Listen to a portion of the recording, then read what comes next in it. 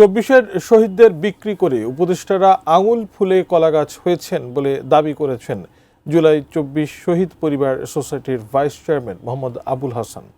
দুপুরে জাতীয় প্রেস ক্লাবে এক সংবাদ সম্মেলনে তিনি কথা বলেন। জুলাই ২৪ শহীদ পরিবার সোসাইটির উদ্যোগে ২৪-এর শহীদদের হত্যাকাণ্ডের বিচার ও আসামিদের গ্রেফতারের দাবিতে সংবাদ সম্মেলন করা হয়। জুলাই শহীদ পরিবারের সদস্যরা বলেন যে আকাঙ্ক্ষা নিয়ে জুলাই অভ্যুত্থান হয়েছিল, সেই আকাঙ্ক্ষা পূরণ হচ্ছে না, বরং পরিস্থিতির অবনতি হয়েছে। জুলাই আকাঙ্ক্ষার বাস্তবায়ন না হলে মাঠে নামার হুঁশিয়ারি দেন তারা।